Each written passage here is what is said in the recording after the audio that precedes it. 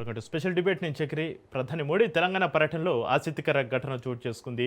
అంశ జోడ అంటూ మోడీ చేస్తున్న కామెంట్స్ హీటెక్కిస్తున్నాయి. హైటెక్స్ వేదికగా నిధులపైన ఇరువురి మధ్య సంవాదం సాగింది. తాను రాజకీయాల్లో మాట్లాడడానికి రాలేదన్నారు ప్రధాని మోడీ. గుజరాత్ రాష్ట్రానికి ఎంత ఇచ్చారో తెలంగాణకు అంతకంటే ఎక్కువ ఇచ్చామన్నారు. తెలంగాణకు అభివృద్ధితోనే భారత్ అభివృద్ధి చెందుతుందన్నారు మోడీ. తెలంగాణ అభివృద్ధికి మోడీ సహకారం కావాలన్నారు సీఎం రేవంత్. దీంతో ఆయనకు మాటలతోనే కౌంటర్ ఇచ్చారు ప్రధాని మోడీ. తెలంగాణను తాము నిర్లక్ష్యం చేయడం లేదని, తెలంగాణ అభివృద్ధికి కేంద్రం కట్టుబడి ఉంటుంది అన్నారు. తమతో కలిసి రావాలంటూ సూచించారు ప్రధాని మోడీ. అయితే మోడీ రేవంత్ వ్యాఖ్యలపైన గులాబీ దళం తనదైన శైలిలో సెటర్లు సంధిస్తుంది. వాళ్ళిద్దరూ ఒకటేనంటూ ఆరోపిస్తున్నారు బీఆర్ఎస్ లీడర్లు.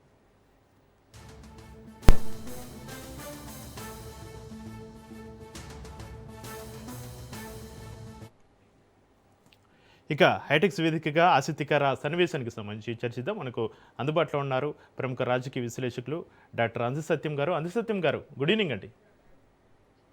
Good evening. అంజసత్యం గారు, హైటెక్స్ వేదికగా ఈరోజు ఆసక్తికర సన్నివేశం ఒకటి చోటు చేసుకుంది.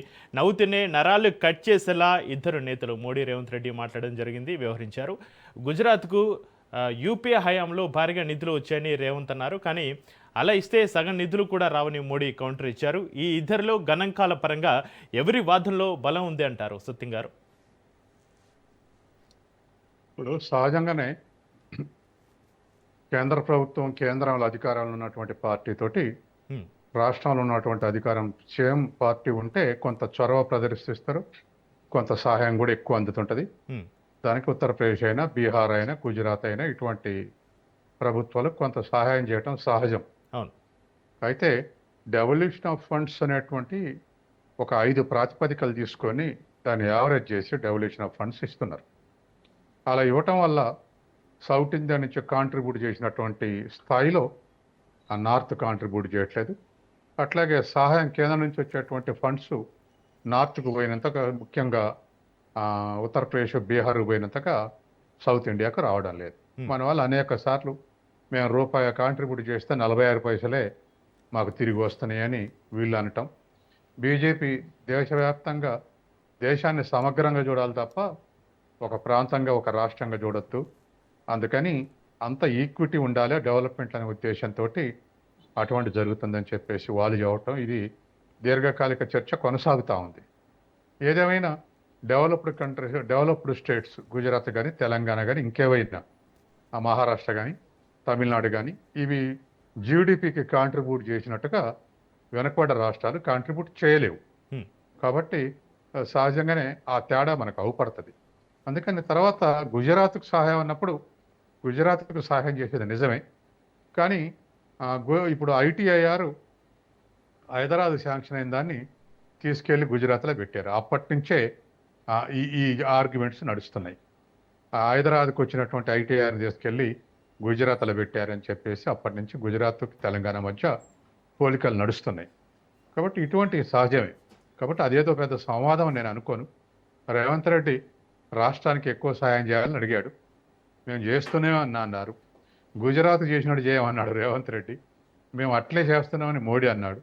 పెద్ద సంవాదం ఏం కాదు, కానీ ఏదేమైనా ప్రధానమంత్రిని రిక్వెస్ట్ చేయటం తప్పు కాదు, ప్రధానమంత్రి హానర్ చేయటం కూడా తప్పు కాదు. కేంద్ర రాష్ట్రాల మధ్య రాజకీయాలు పక్కకు పెడితే మరి ఇచ్చిపుచ్చుకోవడాలు ఉండకపోతే కొన్ని రాష్ట్రాలు రాజకీయ దృక్పథంతో వ్యవహరిస్తే కొన్ని రాష్ట్రాలు వెనకబడిపోయేటువంటి అవకాశం ఉంది. కాబట్టి ఆ అవకాశం లేదని మోడీ అన్నాడు. ఆ అవకాశం మీరు గుజరాత్తో సమానంగా చూడండి అని రేవంత్ రెడ్డి అన్నాడు. కాబట్టి దాంట్లో పెద్ద తగాదా లేదు, కానీ కొంచెం సెటరికల్గా అవి అనుకున్నటువంటి విషయం అంతవరకే. అయితే సత్యం గారు, దేశ జీడిపిలో 10% వాటా ఇస్తామని సీఎం రేవంత్ భారీ హామీ ఇచ్చారు. ఇది వాస్తవానికి సాధ్యమవుతుంది అంటారా సత్యం గారు? అంటే రేవంత్ రెడ్డి అనేది భవిష్యత్తులో ఇస్తామని, ఇప్పుడు ఇస్తామని కాదు. ఇవాళ మన జీడిపి 340 లక్షల కోట్లు, మన తెలంగాణ జీడిపి 17 లక్షల కోట్లు. కాబట్టి 17 లక్షల కోట్లు అంటే 5%. మనం ఇచ్చే జీడిపి ఇప్పుడు 5%. భవిష్యత్తులో 10% ఇస్తాం, మీరు మాకు సహాయం చేయండి అని దాని అర్థం. మేము గ్రో అవుతున్నాం కాబట్టి 10% కాంట్రిబ్యూట్ చేస్తాం. అంటే 340 లక్షల జీడిపిలో, కోట్ల జీడిపిలో 34 లక్షల కోట్లు ఇస్తే 10%. ఇవాళ 35 లక్షల కోట్లు ఇచ్చేది ఈ పెద్ద రాష్ట్రాలు తమిళనాడు ఇస్తుంది, మహారాష్ట్ర ఇస్తుంది. ఆంధ్రప్రదేశ్ కానీ తెలంగాణ కానీ 17 లక్షల కోట్లు ఇస్తుంది. జిఎస్డిపి 17 లక్షల కోట్లు అంటే జీడిపిలో 5%. కాబట్టి ఆంధ్రప్రదేశ్ అనేది తెలంగాణ 5% ఇస్తున్నాయి. భవిష్యత్తులో మీరు కనుక మాకు సహాయం చేస్తే 10% జీడిపి ఇస్తాం అనేది రేవంత్ రెడ్డి యొక్క ఊవాచ. ఆ ఊవాచకు అనుగుణంగా మాకు సహాయం చేయండి అనే తప్ప ఇంకా దాంట్లో పెద్ద రాజకీయాలు ఉన్నాయని అనిపించట్లేదు. సత్యం గారు, దేశ జీడిపిలో 10% వాటా ఇస్తామని సీఎం రేవంత్ హామీ ఇవ్వడం ఒక రకంగా ప్రధానిని ప్రసన్నం చేసుకోవడానికి చెప్పిన అంకెల్లాగా చూడొచ్చు అంటారా? ఖచ్చితంగా ప్రధానమంత్రి రిక్వెస్ట్ చేసుకోవటంలో ఏ తప్పు లేదండి. ఎందుకంటే ప్రధానమంత్రి సొంత నిధులు కావు, అవును. లేదా బీజేపీ పార్టీ నిధులు కావు, కేంద్ర ప్రభుత్వం నిధులు, ఈ దేశం యొక్క నిధులు. కాబట్టి ఈ నిధులు కొన్ని చోట్ల కొంత లిఫ్ట్ ఇవ్వాల్సి వస్తుంది. ఉదాహరణకు ఆంధ్రప్రదేశ్ తెలంగాణ విడిపోతే పోలవరం ముందు మేము 30,000 కోట్లే ఇస్తామన్నారు, పెరిగిన వ్యయం మేము ఇవ్వమన్నారు. ఆ తర్వాత గట్టిగా మాట్లాడినాక మంచిది పెరిగినందుకు కూడా ఇస్తామన్నారు. అది 45,000 కోట్లు అనుకున్నారు. ఇప్పుడు దరిదాపు 60,000 కోట్లు దాటుతుంది. రేపు వరకు 70,000 కోట్లు కూడా కావచ్చు. అవతల అట్లా ఇచ్చుకుంటూ పోతుంటే తెలంగాణకి ఏమి ఇచ్చారు అనే ప్రశ్న వస్తుంది. మాకు కూడా ప్రాణహిత అనేటువంటిది, ప్రాణహిత చేవలను లేకపోతే అదొక కాళేశ్వరం ఏదో ఒక జాతీయ ప్రాజెక్టు డిక్లేర్ చేయండి, మాకు 40,000 కోట్లు ఇవ్వండి అనేది దాని అర్థం. కాబట్టి అటువంటి జాతీయ ప్రాజెక్ట్ తోటి తర్వాత బయ్యాము స్టీల్ ఫ్యాక్టరీ లేకపోతే కోచ్ ఫ్యాక్టరీ, ఇటువంటి రిపేర్ ఫ్యాక్టరీ కానీ కోచ్ ఫ్యాక్టరీ కాలేదు కాజీపేటలో అంటుంటారు. కాబట్టి ఇటువంటి సహజంగానే అంటే కొత్త రాష్ట్రాల్లో డిమాండ్స్ వస్తుంటాయి. ఆ డిమాండ్స్లో కొన్ని కన్సిడర్ చేయాల్సి వస్తాయి. తెలంగాణకు ఆంధ్రతో పోలిస్తే ఇప్పుడు ఆ జాతీయ ప్రాజెక్ట్ని గమనంలో తీసుకుంటే తక్కువ సహాయం ఇచ్చినట్ల కిందకే వస్తుంది. కాబట్టే మాకు సహాయం చేయండి అని అడుగుతున్నారు. అది ప్రత్యేకంగా అడగపోయినా, నేషనల్ అవుట్లుక్ అడగపోయినా, రాష్ట్ర విభజన దృష్ట్యా తెలంగాణకి ఇస్తామని ఇచ్చినా అది పెద్ద సహాయం అవుతుంది. దాంట్లో ఉదాహరణకు ఇప్పుడు సెకండ్ స్టేజ్ మెట్రో ఎక్స్టెన్షన్కు 50% కేంద్ర ప్రభుత్వం, 50% రాష్ట్ర ప్రభుత్వం కాంట్రిబ్యూషన్ తోటి మెట్రో చేయాల్సినటువంటి అవసరం ఉంది. కాబట్టి ఫాస్ట్ గ్రోయింగ్ సిటీ హైదరాబాద్లో అటువంటి సహాయం చేస్తే పెద్ద సహాయమే కదా. కాబట్టి అటువంటి సహాయం కోసం అర్థిస్తున్నాడు. అటువంటి కొన్ని అసలు నేషనల్ నెట్వర్క్లో ఉన్నటువంటి అడగకుండా చేస్తారనుకోండి. ఇప్పుడు ఉదాహరణకు Delhi Bengaluru highway express highway sanction చేశారు. అది ప్రత్యేకంగా తెలంగాణ అడగకపోయినా తెలంగాణ అందులో కూడా ఉంటుంది కదా, part of the national network. కాబట్టి ఇన్ఫ్రాస్ట్రక్చర్లో రోడ్ అండ్ రైల్వేల్లో వస్తూనే ఉంటుంది. వందే భారత్ రైలు వేశారు అనుకోండి, ఢిల్లీ నుంచి బెంగళూరు, హైదరాబాద్ నుంచి పోతుంటాయి. కాబట్టి ఇటువంటి సహాయాలన్నీ అడగకుండా వస్తాయి. నేషనల్ నెట్వర్క్లో ఉన్నటువంటి ప్రత్యేకంగా కావాల్సినవి అడుక్కోవాలి, కన్విన్స్ చేయాలి.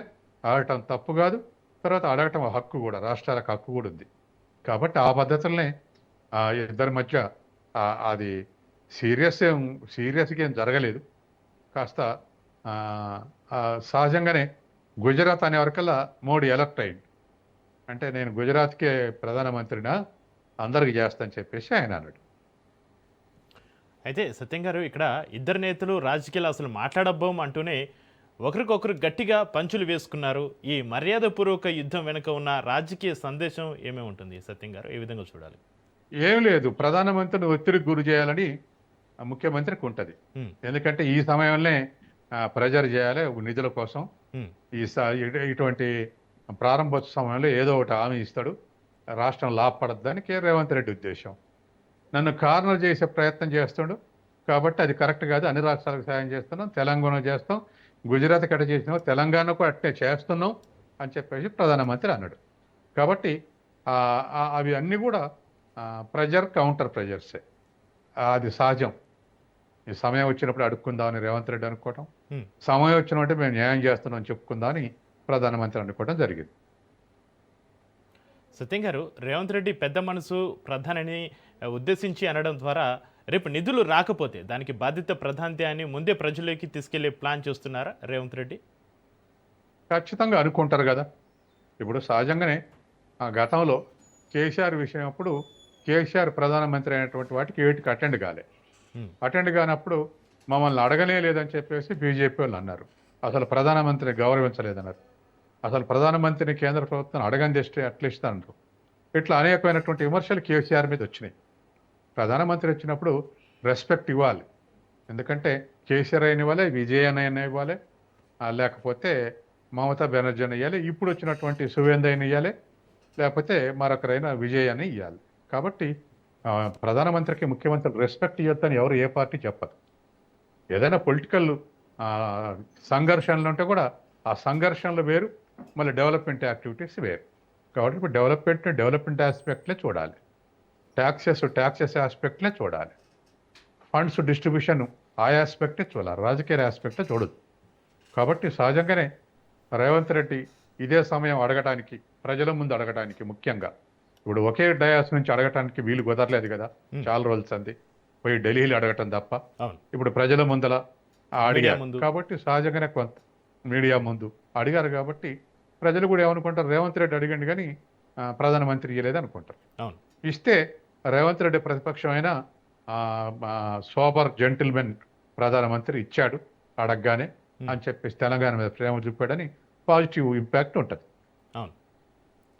సత్యం గారు, ముఖ్యమంత్రి రేవంత్ రెడ్డి కేంద్రం రాష్ట్రం బాయ్ బాయ్ అని పదే పదే అనడం నిజమైన ఫెడరల్ స్ఫూర్త, లేక కేంద్రం నుంచి నిధులు రాబట్టడానికి, అలాగే రాష్ట్రంలో బీజేపీ దూకును తగ్గించడానికి రేవంత్ వేస్తున్న చెక్మేటివ్ వ్యూహంగా చూడాలా? అది బీజేపీని కంట్రోల్ చేయడానికి, బీజేపీ చెక్ చేయడానికి ఇవేం ఉపయోగపడవు. కానీ ఎప్పుడైనా అంటారు, ఇది అడిగినా అడగపోయినా అంటారు, కేంద్రం నిధులు రావట్లేదు, 8 మంది ఎంపీలు 2 కేంద్ర మంత్రులు ఏం చేస్తారు అని అంటారు.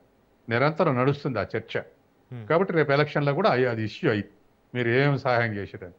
వాళ్ళు నేషనల్ నెట్వర్క్లో భాగంగా ఇచ్చిన నిధులన్నీ కలిపి చెప్తారు, మేము ఈ 10 ఏళ్లలో 12 లక్షల కోట్లు ఇచ్చినామని, 14 లక్షల కోట్లు ఇచ్చినామని చెప్తుంటారు. ఇది సహజం, ఆ పొలిటికల్ ఆర్గ్యుమెంట్సే.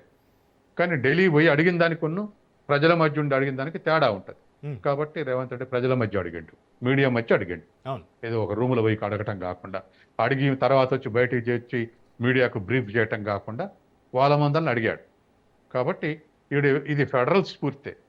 ముఖ్యమంత్రి అడగటం ఫెడరల్ స్ఫూర్తే, ప్రధానమంత్రి జవాబు చెప్పడం కూడా ఫెడరల్ స్ఫూర్తే. ఎక్కడ తగాదా లేదు, తప్పులు లేవు. ఇక్కడ సత్యం గారు, ప్రధాని మోడీ యూపీఏ కంటే ఎన్డీఏ ఎక్కువ ఇచ్చిందని గణాంకాలతో కౌంటర్ ఇవ్వడం వెనుక తెలంగాణలో కాంగ్రెస్ కంటే బీజేపీ మెరుగైన ఆల్టర్నేటివ్ అని చెప్పే ప్రయత్నం అయినా కనిపిస్తుందా? దానికి పునాది ఆల్టర్నేటివ్ అనేటువంటి పొలిటికల్ ఆర్గ్యుమెంట్స్.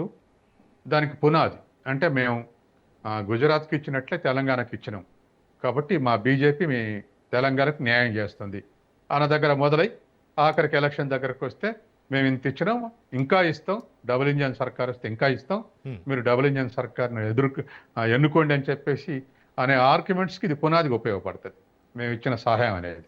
కాబట్టి ఎవరి వ్యూహంలో వాళ్ళు ఉన్నారు. ప్రధానమంత్రి వ్యూహంలో ప్రధానమంత్రి జవాబు చెప్పాడు, రేవంత్ వ్యూహంలో రేవంత్ అడిగాడు. కాబట్టి ఈ వ్యూహ ప్రతిభాలు ఆడ ప్రజెన్స్ ఉంది, వాటి ప్రజెన్స్ ఉంది వ్యూహాలు. సత్యం గారు, గతంలో కేసీఆర్ మోడీ మధ్య పచ్చగడ్డి వేస్తే బగ్గుమనే వాతావరణం పరిస్థితులు ఉండేవి. ఇప్పుడు మోడీ రేవంత్ మధ్య కనిపిస్తున్న ఈ సౌమ్యత రాష్ట్రంలో ప్రధాన ప్రతిపక్షమైన బీఆర్ఎస్ ఉనికిని దెబ్బతీస్తుంది అంటారా? అట్లేనే ఉండదండి. ఎందుకంటే రేపు డెవలప్మెంట్ యాక్టివిటీస్ని బట్టి ప్రభుత్వం మీద ప్రజలకు అభిప్రాయం ఏర్పడుతుంది. వాటిని కార్నర్ చేయగలిగితే, బీఆర్ఎస్ని కాంగ్రెస్ ఎట్లయితే కార్నర్ చేసిందో రేపు కాంగ్రెస్ కూడా బీఆర్ఎస్ కార్నర్ చేస్తే అది ప్రజలు నమ్మితే ఆల్టర్నేటివ్ పుట్టుకొస్తుంది. ప్రజలు నమ్మకపోతే యథావిధి స్థానం ఉంటుంది. కాబట్టి ఆల్టర్నేటివ్గా గవర్నమెంట్ యొక్క ఫెయిల్యూర్స్ని బట్టి ఉంటుంది. తర్వాత ఎలక్షన్స్ దగ్గరకు వచ్చిన తర్వాత అనేక కాంపోనెంట్స్ పనిచేస్తాయి, అనేకమైనటువంటి వేరియబుల్స్ ఉంటాయి. ఏది క్లిక్ అయిద్దో తెలియదు. కాంగ్రెస్ చేసిన విమర్శల్లో ఒక అరడజన్ నిరుద్యోగ సమస్య, కాళేశ్వరం, ఇటువంటి కొన్ని ఫెయిల్యూర్స్ క్లిక్ అయినాయి. ప్రజలు ఆల్టర్నేటివ్ కావాలనుకున్నారు, అసంతృప్తితోటి బీఆర్ఎస్ మీద వేశారు. తర్వాత ప్రధానమంత్రికి ముఖ్యమంత్రికి బగ్గు అనాల్సిన పని లేదు. కాకపోతే ముఖ్యమంత్రి ఆనాటి కేసీఆర్ చేసిన ప్లాన్ ఏమిటంటే, ప్రధానమంత్రితో అట్లా ఎడమోహం పెడమోహం ఉంటే దేశవ్యాప్తంగా ఆల్టర్నేటివ్గా అవుపడాలని ప్రయత్నం చేశాడు. దేశవ్యాప్తంగా ప్రధానమంత్రి మీద పోరాడగలిగే శక్తి కేసీఆర్కే ఉందని అనుకోవాలని చేసిండు. అయ్యేం దేశవ్యాప్తంగా బీఆర్ఎస్ను కూడా విస్తరించాడు. అది రాష్ట్రాలను ఓడిపోవడంతో నేషనల్ లెవెల్లో అవి వర్కౌట్ కాలేదు. కాబట్టి ఆ ఆల్టర్నేటివ్ కేసీఆరే గట్టిగా ఉంటుండు, గట్టిగా పోరాడుతుండు, ఒక ఎలివేషన్ వస్తుంది అనుకున్నాడు. కానీ అవేమీ రాలేదు. కాబట్టి ఎడమోహం పెడమోహం ఉండటం వల్ల పెద్ద ఉపయోగం జరగలే కేసీఆర్. అయితే సత్యం గారు, ప్రధాని మోడీ రేవంత్ గారు నా మాట జాగ్రత్తగా వినండి అని చెప్పడం ఒక హెచ్చరికలుగా ఉందా, లేదంటే పెద్దనలో ఇచ్చిన సలహాగా భావించాలి? పెద్దన్న ఇచ్చిన సలహా లాగానే ఉంది నేను విన్నా. ఉమ్, ఎందుకంటే అది వార్నింగ్ ఇచ్చినట్టే ఏం లేదు. నాది వినండి అంటే మేము ఇంకా దాంట్లో లోతుగా చెప్పాలంటే మీరు మీ రాజకీయ దృక్పథంతో మీ రాజకీయ పార్టీ ఆలోచనతోటి అడగబాకురి. నేను చెప్పేది శ్రద్ధగా వినండి. మేము న్యాయం చేస్తున్నాం అనేటువంటి ఉద్దేశమే ఉంది. అందులో పెద్దగా ఆడ సీరియస్ ఆర్గ్యుమెంట్కి అవకాశం లేదు. అవును. ప్రధానమంత్రి సీరియస్ అయితే ఆయన డిగ్నిటీ తగ్గుద్ది. ఉమ్, ఆయన జెంటిల్గానే వ్యవహరించాడు, అవును. అట్టేం లేదు. అయితే ఇక్కడ భవిష్యత్తులో తెలంగాణ కేంద్ర సంబంధాలు ఈ సంభాషణతోటి మారుతాయని భావించవచ్చా సత్యం గారు? ఇది ఒక్కటే క్రైటీరియా కాదు, చేసే సహాయాలను బట్టి ఉంటుంది, ఉమ్, అడిగే దాన్ని బట్టి ఉంటుంది. తర్వాత సహజంగానే రెండు విభిన్న పార్టీలు కేంద్రంలోటి రాష్ట్రంలో అధికారాలు ఉన్నప్పుడు భేదాలు ఉంటాయి. ఉమ్, రెండు భేదాభిప్రాయాలు లేకపోతే ఒకటే పార్టీ కొట్టరుగా. ఒక ఒకళ్ళ పర్సెప్షన్ వేరు, ఇంకొకళ్ళ పర్సెప్షన్ వేరు. అట్లాగే రాష్ట్రాన్ని కార్నర్ చేసి మా ప్రభుత్వం రావాలి, రాష్ట్రంలో ఎన్నుకోండి అనేటువంటి దగ్గరనే టజిల్ ప్రారంభమైంది. అట్లాగే కేంద్రం నిర్లక్ష్యం చేస్తుంది, వాళ్ళు ఓడించండి, రాష్ట్రానికి న్యాయం చేయలేదని వస్తుంది. కాబట్టి సహజమే అది. రేపు భిన్న పార్టీలు భిన్న అభిప్రాయం కలిగి ఉంటాం. విమర్శలు చేసుకోవటం అనేది సహజమే. అక్కడ ఓ పార్టీ ఇక్కడ ఓ పార్టీ అధికారులు ఉన్నప్పుడు ఇటువంటివి నడుస్తుంటాయి.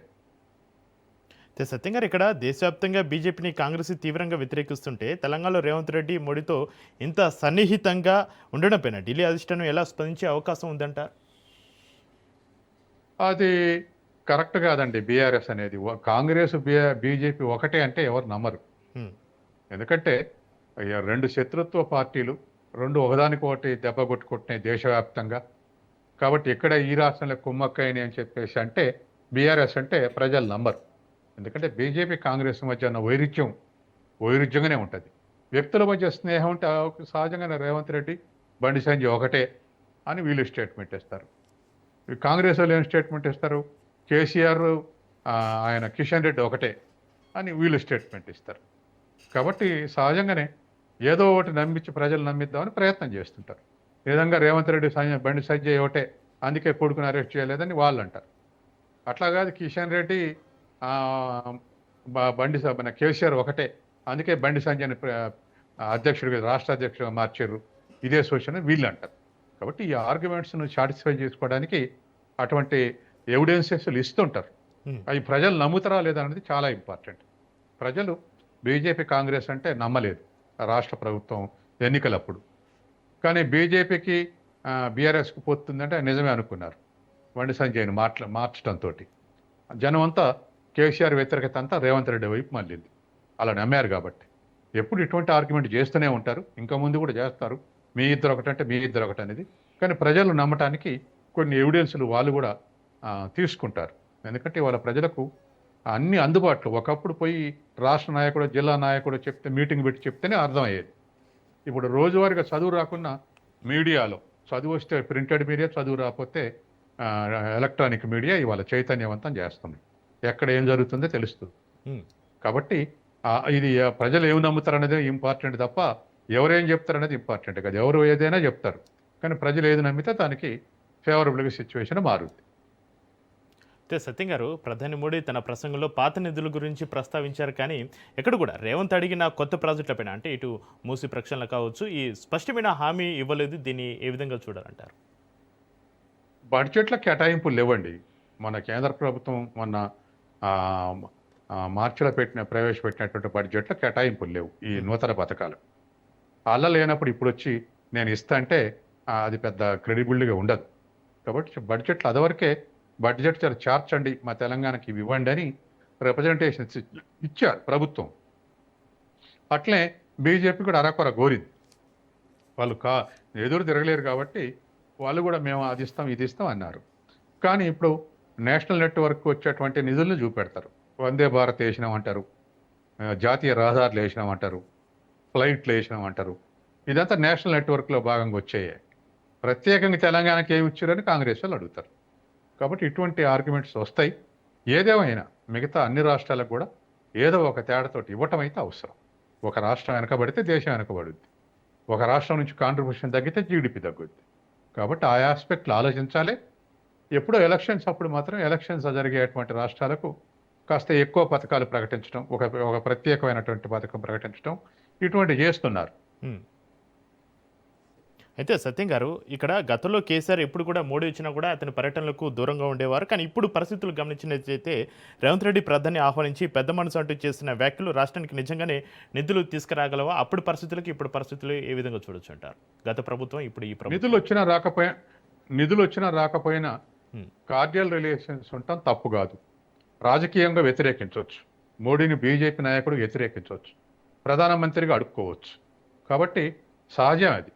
దాన్ని గెరగీసుకుని ఉండేటువంటి అవకాశం లేదు. ఎందుకంటే ట్రాన్స్ఫర్స్ కావాల్సినటువంటి అవసరమైన నిధులు కేంద్రం నుంచి రాష్ట్రాలకు. కాబట్టి ఆ మేరకు విజ్ఞప్తి చేయటం మంచిదే. రెండోది, అలా విజ్ఞప్తి చేస్తే కూడా రాష్ట్ర ప్రజలు పాజిటివ్గా తీసుకుంటారు. రేవంత్ అడిగిండి కానీ మోడీ ఇయ్యలేదు అని అనుకునే అవకాశం ఉంది. కాబట్టి ప్రజల్లో ఒక పాజిటివ్ అట్మాస్ఫియర్, పాజిటివ్ ఇంపాక్ట్ ఉండటానికి కూడా ఈ విధంగా అడగాల్సినటువంటి అవసరం ఉంటుంది. ఏ రాష్ట్రానికైనా, ఏ ముఖ్యమంత్రికైనా. పోయి ఢిల్లీలో అడిగినా ఆ మేరకు ప్రజలు ఆలోచిస్తారు. అహర్నిశలు శ్రమిస్తుండు, అనేక సార్లు అడిగిర్రు, కేంద్రం ఇవ్వట్లేదు అనేటువంటిది వస్తుంది. అది కూడా న్యాయం ఉంటే కేంద్రం ఇప్పుడు అడిగి తెచ్చేస్తుంది అనుకుంటే అడిగినా ఇయ్యలేదు అనుకోరు. ఉమ్. దేనికి దానికి అర్థం చేసుకునే శక్తి ప్రజలకు ఉంది. అయితే ఇక్కడ రేవంత్ రెడ్డి తెలంగాణ రైజింగ్ 2047ను కేంద్రం వికసిత భారత్తో అనుసంధానం చేయడం కేవలం నిధుల కోసమేనా, లేక కేంద్రంతో ఘర్షణ వైఖరిని వీడాలని వ్యూహాత్మక మార్పుగా చూడొచ్చు అంటారా సత్యం గారు? మొదట్లోనే రాగానే కాంగ్రెస్ ప్రభుత్వం అధికారం రాగానే ఘర్షణాత్మక వైఖరి మేము అనుసరించాం అని ముఖ్యమంత్రి అన్నాడు, రేవంత్ రెడ్డి అన్నాడు. అదవరకు 5 ఏళ్ళు, సెకండ్ టర్మ్ 5 ఏళ్ళు, అసలు బీఆర్ఎస్ అధికారంలోకి వచ్చిన దగ్గర నుంచి మొదటి 5 ఏళ్ళు కూడా బీజేపీ తోటి మిత్రత్వం కోసం ప్రయత్నం చేసిండు కేసీఆర్. మేము ఇక్కడ రాష్ట్రంలో మాది, కేంద్రంలో మీది, మనం ఒకరికి జోలికి రావద్దన్న బిహేవియర్ సమైక్యంగా వ్యవహరించాడు. అనేక సార్లు కేంద్ర ప్రభుత్వాన్ని నోట్లు రద్దు చేసినప్పుడు మొదటి ముఖ్యమంత్రి స్టేట్మెంట్ ఇచ్చింది రేవంత్ రెడ్డి, ఇది కేసీఆరే. ఉమ్, అట్లే జిఎస్టీ ప్రవేశపెట్టినప్పుడు కూడా మొదటిసారి సపోర్ట్ చేసిన ముఖ్యమంత్రి కేసీఆరే. అట్లా మద్దతు ఇచ్చి చూసిండు. కానీ బీజేపీలు అట్లేం లేదు. బీజేపీ మోడీ ఉండగానే, కేంద్ర ప్రభుత్వం ఉండగానే అన్ని రాష్ట్రాలకు విస్తరించాలనేటువంటి ఒక వ్యూహాత్మంతో ముందుకు పోతుంది. దాంతో బీజేపీ బీఆర్ఎస్కు రిలేషన్స్ స్ట్రెయిన్ అయ్యింది కాబట్టి వైరుధ్యం పెరిగింది. ఒకరికొకరు మాట్లాడుకున్నటువంటి స్థితి వచ్చింది. బీజేపీకి వ్యతిరేకంగా మిగతా రాష్ట్రాలను కూడగట్టడానికి కూడా కేసీఆర్ ప్రయత్నం చేసిండు, సక్సెస్ కాలేదు. కాబట్టి సహజం ఇది. ఏది, మేము కేంద్రంతో ఘర్షణ వైఖరి మేము పాటించమని ముఖ్యమంత్రి మొదటి చెప్పిండు. అది మంచి మాటే కదా. రాజకీయ పోరాటం చేయొచ్చు, కోర్టులో పోవచ్చు. ఇప్పుడు డెవల్యూషన్ ఆఫ్ ఫండ్స్ మాకు ఇప్పుడు 16th ఫైనాన్స్ కమిషన్ అన్ని రాష్ట్రాలు పర్యటించింది మొన్నటి వరకు. పర్యటించినప్పుడు అందరు ముఖ్యమంత్రులు కూడా ఈ 50% ఇవ్వాలన్నారు. ఇప్పుడు 42% ఉంది, 50% ఇవ్వమన్నారు. ఎందుకంటే సెస్సులలో వాటి ఇవ్వట్లేదు, సెంట్రల్లో రిజర్వ్ బ్యాంక్ ఇచ్చే డివిడెండ్లు ఇవ్వట్లేదు, ఇటువంటి ఏమి ఇవ్వట్లేదు. అవి పెంచుకుంటే కేంద్ర ప్రభుత్వం చేతులకు పోతున్నాయి, కింద ట్యాక్సెస్ లో మాత్రమే వాటా వస్తుంది. కాబట్టి 50% అడిగారు. కాబట్టి రాష్ట్రాలు రోజు రోజుకు ఆర్థిక అధికారులు కుంచుకుపోతున్నాయి. కాబట్టి రాష్ట్ర ముఖ్యమంత్రులు అడగటంలో తప్పు లేదు. ఏ రాష్ట్రంలో సొంతంగా ఒక 30 ఏళ్ళ ప్రాజెక్ట్ చేపట్టాలంటే అప్పులు తెచ్చి చేపట్టడం తప్ప ఆదాయంతో చేపట్టే పరిస్థితులు లేవు ఏ రాష్ట్రంలో కూడా. కాబట్టి రోజు రోజుకు కేంద్రం మీద ఆధారపడటం పెరుగుతుంది. పెరిగినప్పుడు అడగాల్సి వస్తుంది కేంద్రాన్ని, మాకు పలానా ప్రాజెక్ట్ ఇవ్వండి, లేదా పలానా ఇప్పుడు Pranahita Chevella national project declare చేయమంటారు. ఏది, ఆంధ్రప్రదేశ్లో పోరవన్ లెక్క, లేదా మెట్రోలో 50% చేకుంటూ సెంట్రల్ గవర్నమెంట్ పర్మిషన్స్ ఇవ్వండి అని అడుగుతున్నారు. కాబట్టి ఇవన్నీ కేంద్రం నుంచి నిధులు రాందే ఇటువంటి ప్రాజెక్టులు చేపట్టడం కష్టం. రైట్, థ్యాంక్ యూ సత్యం గారు, మీ అభిప్రాయాలను షేర్ చేసుకున్నందుకు. ఇది వాటి స్పెషల్ డిబేట్ చూస్తూ ఉండండి రాజ్ న్యూస్.